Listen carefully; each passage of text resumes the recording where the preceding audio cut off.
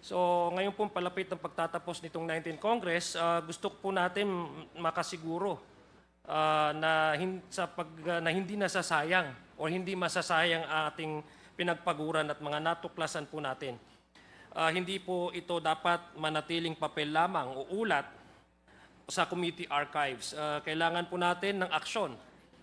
We want accountability, of course, and we want the assurance that the necessary steps are already being taken by our government agencies, Mr. Chair. So let me ask generally, a generic po na question. I believe in the case of POGO operations, because a few months ago, I guess last year, the President has already given his stand in position very, very clear to the public, instructing that the POGO operation should cease to operate. That's very clear. In fact, there are also instances we've seen in the news that they're trying to crack down all the POGO operations. But despite the effort that the government has in place, there are still quite a number of packets of illegal POGO operations.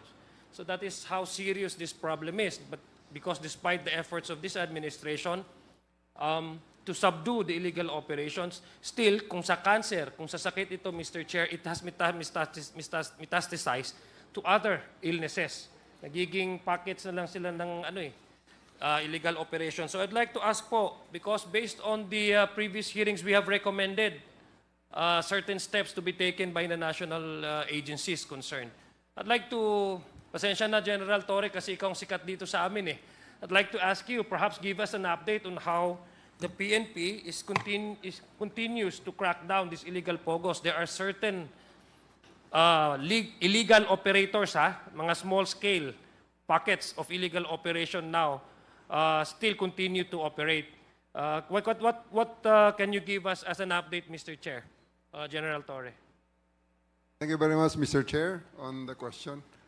Allow me to, as of the moment, point fingers to my very snappy upperclassman and head of the PAC, the PAOCC, Yusek Gilbert Cruz. We are together actually in tandem because in POGO operations, there are various laws that are being violated. So CIDG, PNP being represented primarily by the CIDG, are usually made the affiance of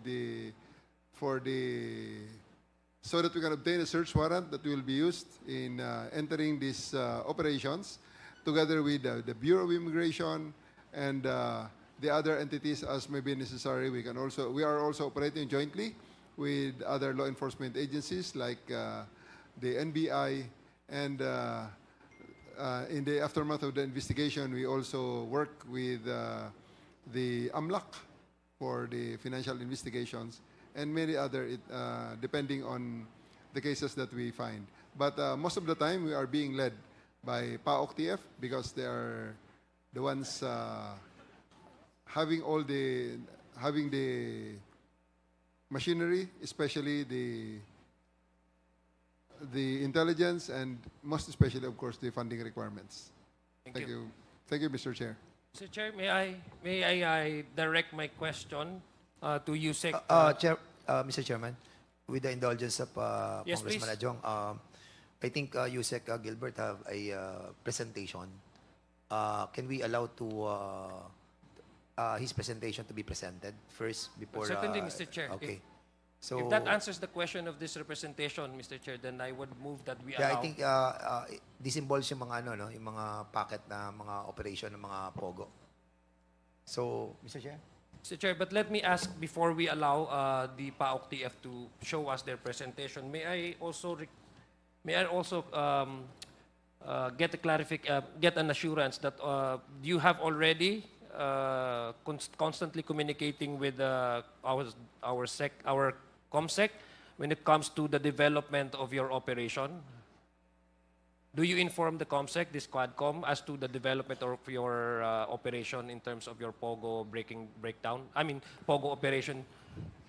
Yes, Mr. Chair. There are times that we submitted report to directly. All of the findings, including... But not recently, sir. Okay. But we can provide later, sir, Sige, the thank you. report. Thank you, Mr. Chair.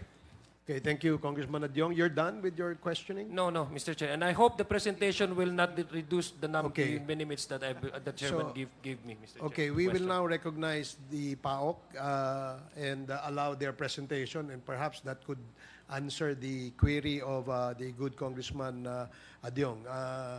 So, COMSEC and Secretariat, please play the video of PAOCC. Good morning, honorable members of the House of Representatives, the chair of the joint committees, ladies and gentlemen. Today I will share with you the latest updates regarding the country's ongoing fight against illegal Philippine Offshore Gaming Operations, or what we call POGO. Today I will share with you the latest updates regarding the country's ongoing fight against illegal Philippine offshore gaming operations. Since the government took the divisive action to ban these operations, numerous developments have occurred, including enforcement efforts, legislative measures, and broader social economic impacts. This is where we stand now.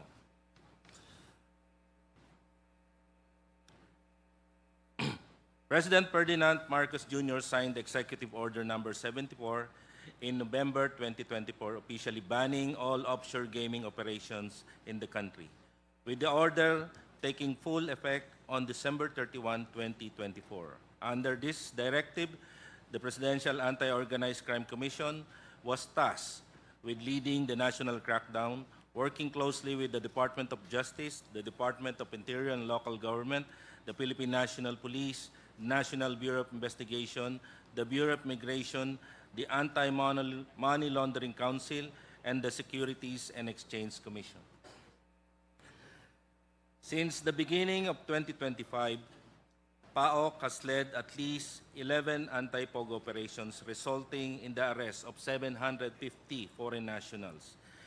This is in addition to the anti-POGO operations conducted by partner agencies such as the NBI, the Philippine National Police, and the Bureau of Immigration. However, enforcement has become more challenging as large POGO hubs have been replaced by guerrilla setups. These are, Your Honor, small-scale POGO operations and operating within condominiums, hotels, residential areas, and gated subdivisions. In response, the DILG issued a memorandum directing all local government units to report suspicious activity and coordinate closely with the police authorities. The government's response was not limited to executive action. In February 2025, the House of Representatives approved House Bill number 10987 on second reading, while the Senate passed Senate Bill 2868 in June. These laws made offshore gaming operations unlawful, imposed stricter penalties, and held government officials accountable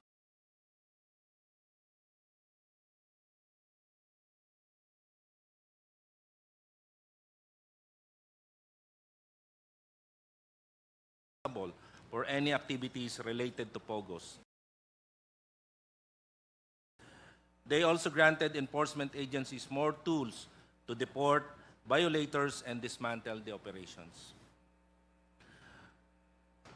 To avoid the ban, some POGO operators moved their operations to other regions within the country, particularly in Visayas and Mindanao. Others left the country and resumed operation in countries like Cambodia, Vietnam, and Laos. There are also reports of relocation to lesser-known destinations with weak gaming laws, such as Timor-Leste, Papua New Guinea, and the Republic of Vanuatu. If you're not familiar with the Republic of Vanuatu, it is at the South Pacific Ocean. It is a South Pacific Ocean nation with made up of roughly 90 islands, and it's in the west of Fiji and south of Solomon Islands and east of Australia. So hindi ko lang po alam, Mr. Chair, kung matutuwa po tayo dito, but itong report na to na there are reports of relocation to other countries. Ito po ay bunga nung ginawa nating investigasyon dito sa POGO. And actually, there were coordinations weekly being made by other countries in our office, checking on the procedures and yung strategy natin on how we counter itong problema ng anti-gambling and POGO in our country. So we are considered to be a model of countries like Cambodia, Vietnam, Indonesia, Malaysia, Australia, and even the UN, sir. Nagpunta po sa opisina namin to get the reports and the strategy that we did in countering itong problema ng POGO dito sa ating bansa. So, for the criminal networks and technology, underground POGO operations are now increasingly tied with wider criminal networks. According to the United Nations Office on Drug and Crime, illegal gambling is often connected to cybercrime, human trafficking, and money laundering. Many now operate under the disguise of BPOs or tech firms, using advanced technology to run efficiently with fewer staff and less physical infrastructure. This shift has made detection more difficult for law enforcement agencies. These operations are often embedded within legitimate-looking businesses, and identifying them requires effective coordination, enhanced surveillance tools, and active participation of local communities. Of course, we need emphasis more on the whole-of-government approach na ginagawa po natin. Although this was effective in previous operations that we did, but I think we need more whole-of-nation approach dito sa mga susunod na operations natin, sir. Excuse me, Yusek, with the indulgence of Congressman Adyong, para lang hindi lang ma-skip, you mentioned BPOs and tech firms. Yes, sir. Is that correct, no? Yes, sir. So, have you identified sino yung mga BPO na yan at sino yung mga tech firms na yan sa base sa inyong investigation?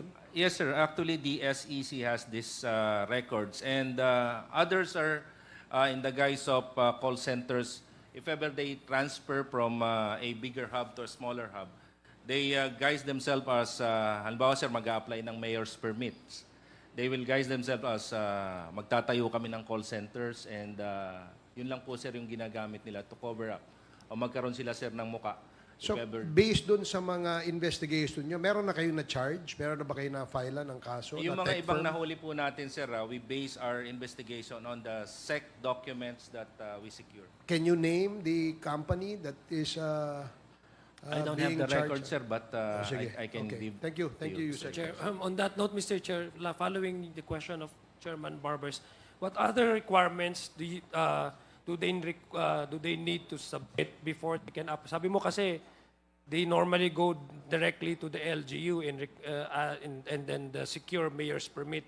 But prior to that, what other do you think other documents or requirements that they need to secure for to operate as a BPO or as a which agencies do they need to go to? Yung ibang nahuhuli po natin, sir, practically wala na po silang dokumentong sinasubmit. And those who submitted documents are yung gusto lang maglagay ng cover, sir, doon sa gagawin nilang operation. But mostly, sir, na nangyayari ngayon are, ito, sir, kasi pa 10 hanggang 50 eh. When we talk of small-scale POGO operations, these are 10, 50, minsan 100. Hindi na sila, sir, kumukuha ng mga permits. Kasi nga, sir, they want to work in secrecy. Okay. So ayaw nila nung nasusunog sila. Actually, sir, yung pagkain na nila, nagpapahatid na lang sila ng pagkain. Unlike before na talagang nagpapagrocery pa sila. Now, nagpapahatid na lang sila ng pagkain. And lagi may cut-off. If ever they will send, for example, sir, in condominiums, bago makarating sa 10th floor, kung yun ang inupahan nila, doon muna sa 2nd floor o sa 3rd floor, tatanggapin yung mga pagkain or yung mga gamit, sir, bago iakyat. So yung mga, Mr. Chair, yung mga sequestered ninyo na mga dokumento, I'm sure meron naman iilan sa kanila na kunyari may papel, maski bogus lang, no? Have you verified that with the agency that is mandated to release all these documents and certificates. At nakita nyo ba kung anong kumpanya ito, sino yung mga nasa likod nitong kumpanya na ito? Meron po kaming mga ginawang investigations, yung mga nauna naming hinuli. But the other operation, I'm not so familiar dun, sir, sa operation na ginawa ng Philippine National Police and the NBI. Yeah, thank you, Mr. Chair. Later on, I will dig deeper into that. Thank you, Mr. Chair. Thank you, Congressman Ano lang ako, Mr. Chairman, kasi ito in relation to what we are discussing right now, no? Kasi nabasa ko sa news, yung Quezon raid yields 42 alleged POGO workers at doon sa resort sa barangay Villa Norte in Alabat, Quezon. Kasi yung Alabat, Quezon, island lang siya, di ba? Island. Bago ka makapunta doon sa island na yun, talagang it will take you how many minutes, no? Bago ka makaland doon sa Alabat, no? So ngayon, ang question ko, General Cruz, ano nangyari dito na 42 Chinese nationals suspected of being operator ng POGO? Were you able to see na talagang nag-ooperate sila doon sa island na yon? Sir, Mr. Chair, the operation is a joint operation by the Philippine National Police, particularly the CIDG and Bureau of Immigration.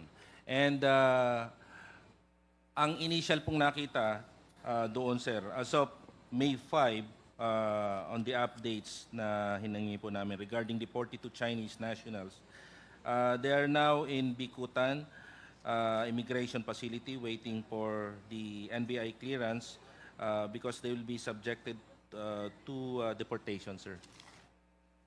But as to the operation nila nung POGO operation, sir, hindi po yata nakitaan ng POGO operation. So hindi nakakitaan to sa Alabat? Yes. Pero kasi merong binabanggit dito na nagko-construct na rin sila ng building for a future alleged operation as well. Yes, sir. Yung po, sir, ang nakikita namin, parang ang nangyari is nagse-set up pa lang sila and then they were caught and arrested during that May 5 operation. Pero yung nangyari sa Makati, yung sa, I think sa Yuchenko Tower building, di ba? So 188 yung mga nahuling, is this accurate? Yes, sir. POGO operation po. POGO talaga siya? Yes, sir. So isang buong building din or it caters ano lang? Kasi 188 That's, I think, sir, that's 5 floors ang nag-house po dyan sa 100 plus na mga POGO yun nga operation. tinatanong, ang sinasabi natin dito, Mr. Chairman, and even yung sa Pasay Hotel, ganun din. Yes, So sir. ito sa Pasay Hotel, nag-operate sila. Ito sa isang building na pag-aari ng Yes, sir. isang negosyante. Ito isang resort naman. Yes, sir. I think those who owns this property knows that kung ano yung, kung ako, halimbawa, ako may-ari ng isang building, alam ko kung anong ipapasok nilang negosyo. There should be responsibility on their part as well, di ba?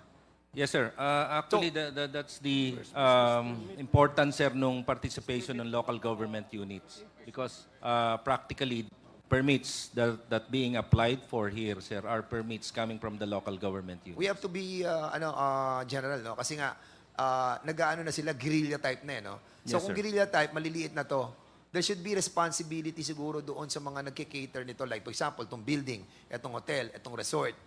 Anong pwede nating i-file sa kanila? Dahil nga, nakita natin na nag-connive sila dito, for sure, eh. Imposible naman dumating yung mga Chinese nationals doon na hindi sila nag-iisip na ito ang ilalagay nila, mga POGO. Di ba? Meron ba tayong i-file doon sa mga may-ari ng properties? I can check, sir, with the CIDG and, of course, the NBI. Andiyan ba yung CIDG sa PNP? Para malaman po natin kung ano yung responsibility ng mga property owners. There should be, Mr. Chairman. Kasi nga, kung hindi natin lalagyan ng ganitong penalty itong mga owners, most likely, dadami talaga yan. Kailangan maging accountable din yung mga may-ari ng mga properties. Dahil nga, hindi naman po ganun kasimple na may darating na 188 na Chinese nationals, tapos hindi mo alam kung anong i-ooperate sa building mo, o kaya doon sa hotel mo, sa Pasay, o kaya doon sa resort mo. What I'm trying to point out, Mr. Chairman, dapat po meron silang culpability as well. Andiyan ba si IDG? Si IDG. So, meron ba tayong na-file or something to that effect, yung ating pong mga owners ng mga property yon? Sir, good morning, sir. Ang nakita ko lang sa record namin, sir, yung mga nahuhuli lang talaga namin, sir, during operation ang napapailan natin, sir. But with regard to the owner, sir, wala, sir. In accordance with your policy under CIDG, ano yung culpability ng mga ganitong mga owner? Kasi nga, pinagbawal na under Executive Order number 74 that was issued by the President. So kung mayroong issuance ng Executive Order number 74 ng President, it goes without saying that those involved in this POGO operation must be held accountable as well. Tama? Yes, sir, we will try to check it with our sir, So, legal, sir, para I think, mapag-aralan, sir. thank you Yes, so sir. much. So I think si IDG, isama, PAOCC, isama yung mga may-ari, yung mga may property owners para maging warning to sa lahat ng ating mga kababayan na maging wary sila do sa mga magre-rent ng kanilang mga lugar. Dahil hindi naman binabaliwala nila yung executive order issued by the President na bawal na ang operation ng POGO. And si IDG, this is your responsibility and PAOCC na those owners must be held accountable as well. Yes, sir. Actually, sir, we're doing the template, sir, na sinasabi niyo po, sir. In our previous cases, in the cases of Banban, POGO, and the PORAC, and the other big hubs, POGO hubs that we raided, sir, pinapailan po natin, sir, ng kaso yung mga may-ari. Yun lamang, Mr. Chairman, and I hope that in the next Congress, this will be tackled by the next members of the Quadcom, kung bubuin pa rin po to, para at least meron po rin tayong oversight power on this continued operation of POGO in a smaller scale. Okay, thank you, Congressman Fernandez. Mr. Chair. Yes, Yes, I think Yusek Cruz is not done with this presentation. Are you done with? Not yet, sir. May we allow him Maybe to continue? another 5 minutes, sir. Okay, You sige. will allow it, sir. Okay. Please proceed.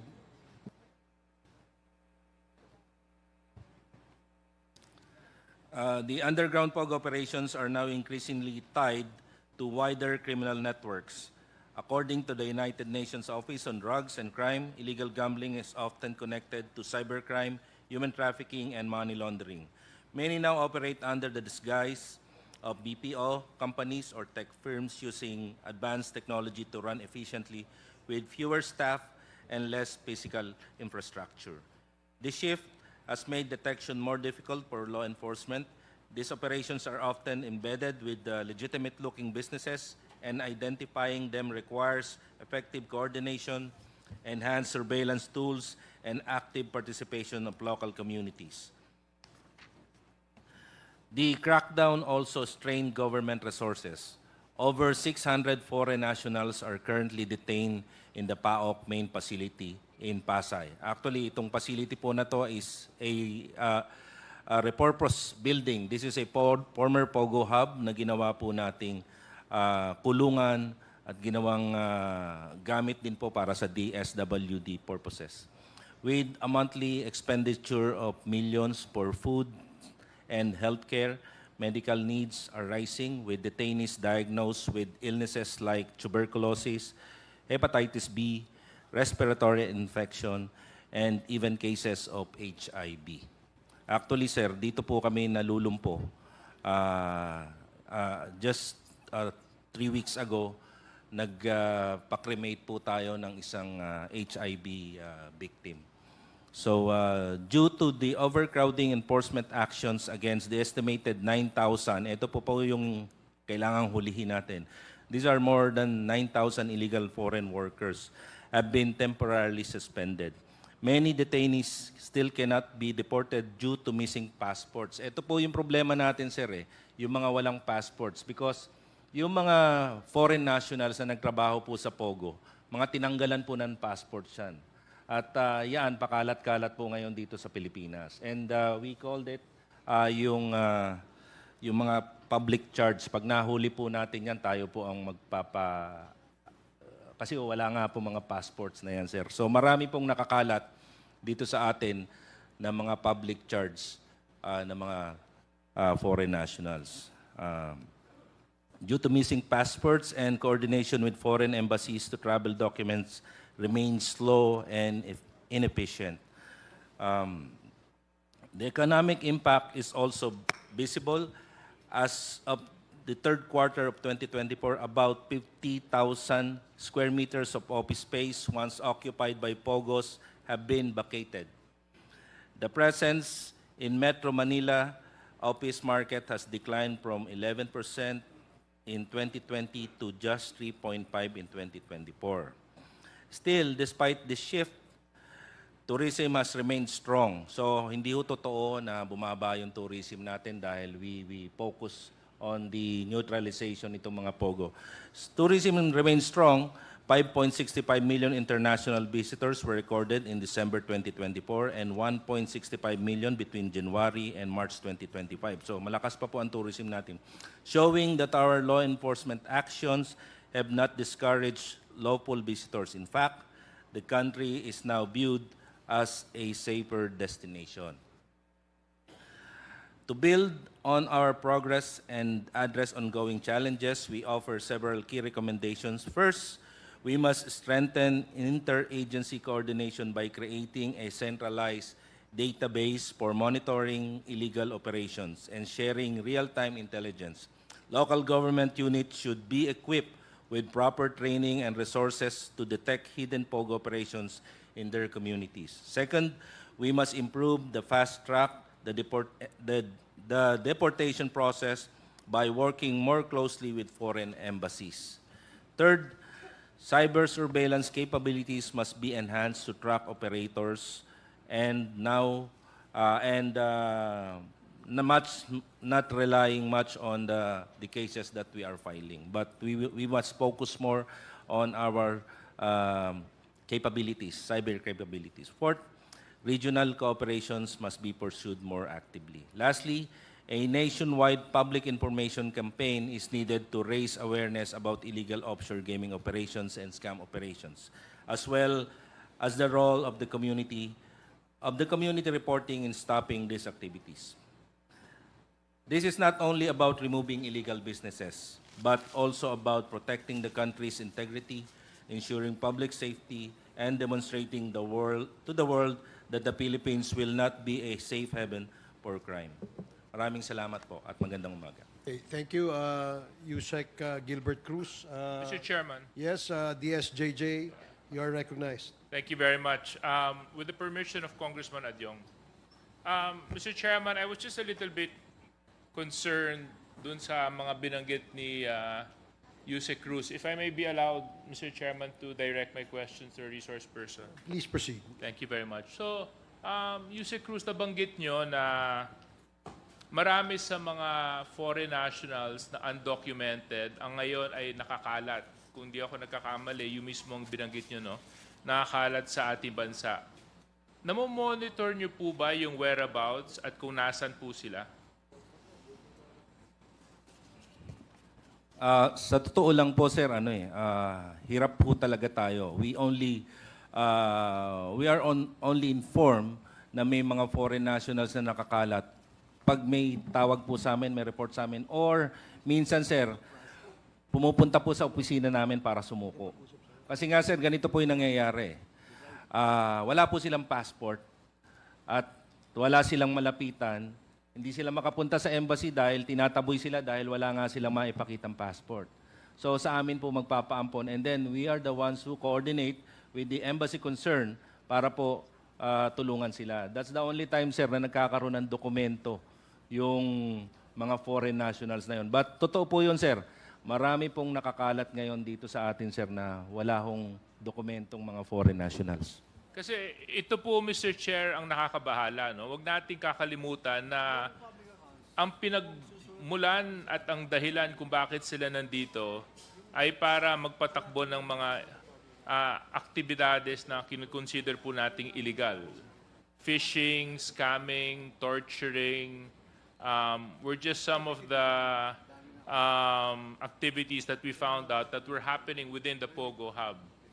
Now that we have shut them down, we find them loose in our communities, loose in our societies.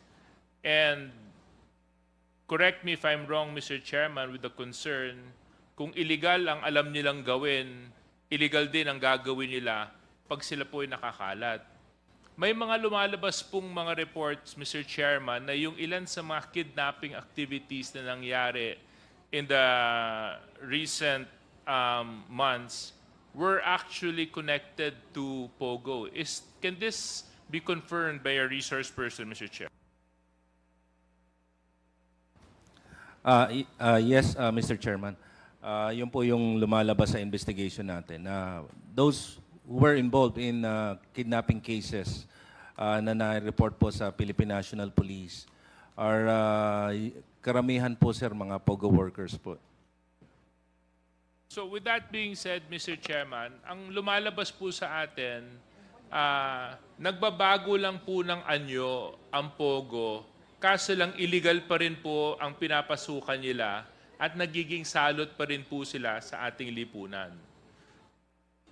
Kaya po napakahalaga para po sa akin, Mr. Chair, na ito pong mga undocumented, nakakalat, ay sana meron pong paraan na ginagawa ang ating mga ahensya upang siguraduhin na nalalaman po natin kung nasan sila, their whereabouts.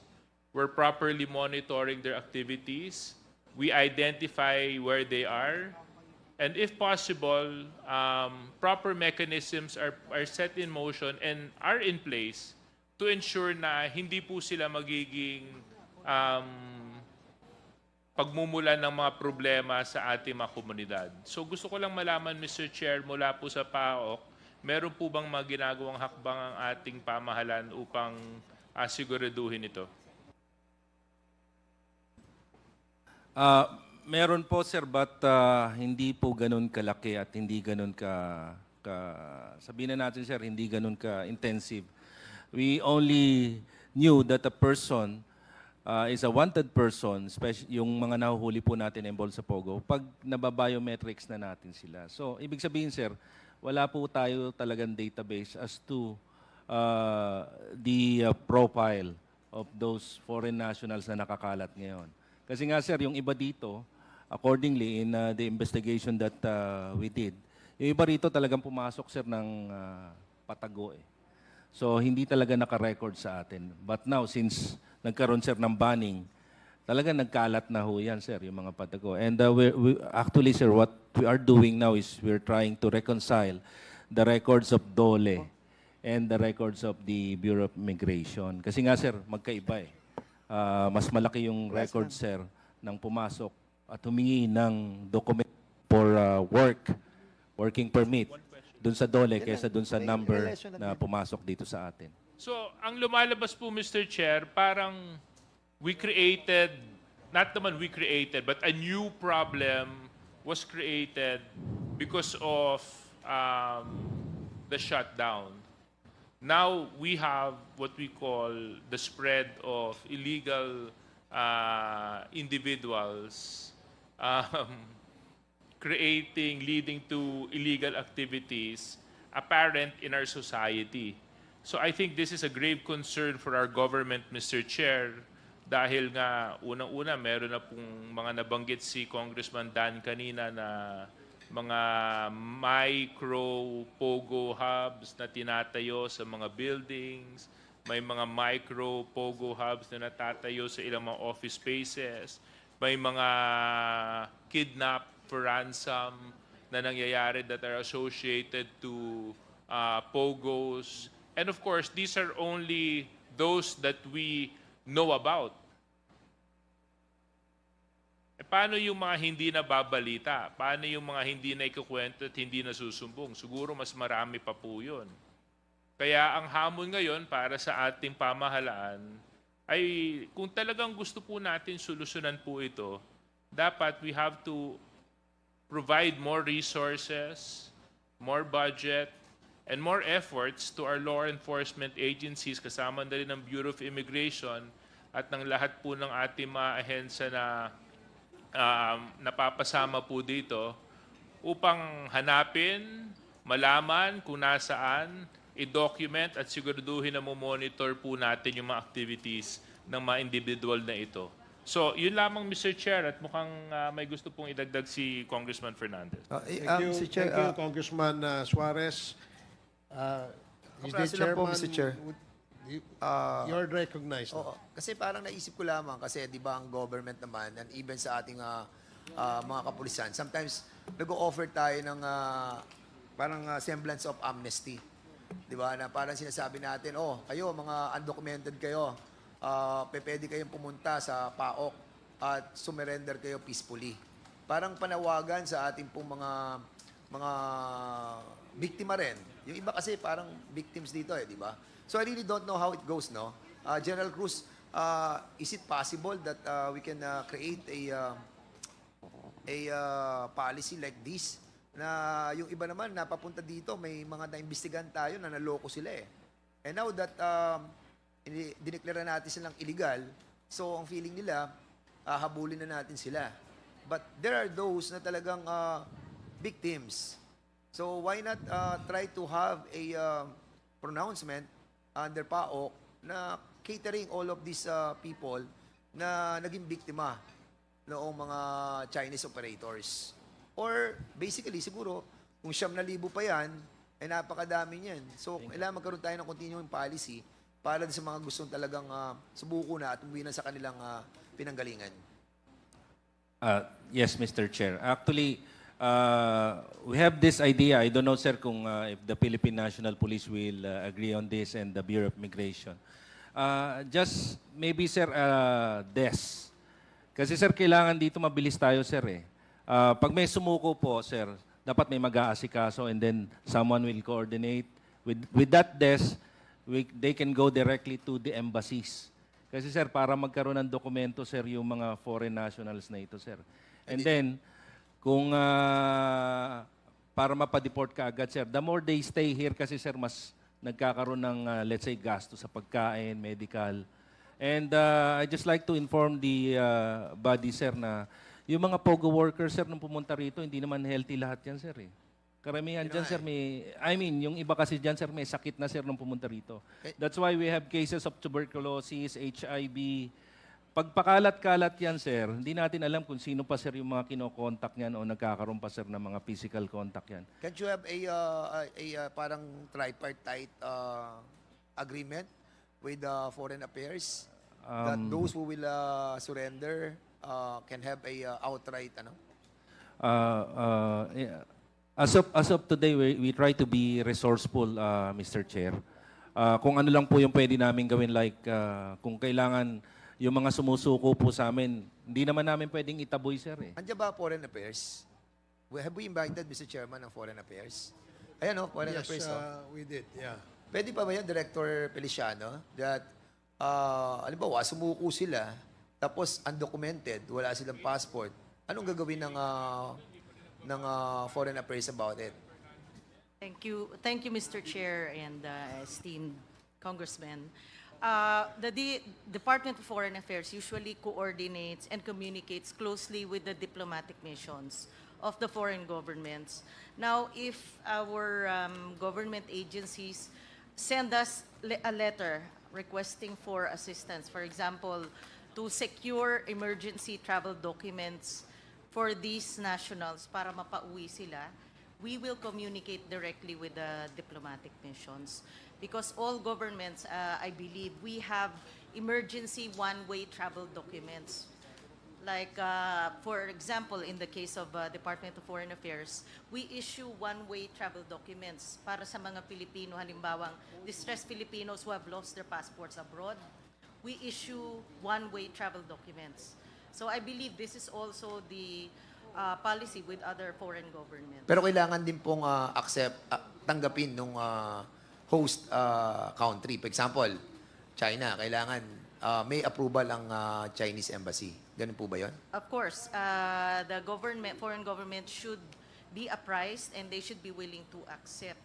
For example, yung mga nahuli dito, like for example, yung mga foreigners na like for example, yung nangyari sa Singapore na wanted sa Singapore for money laundering.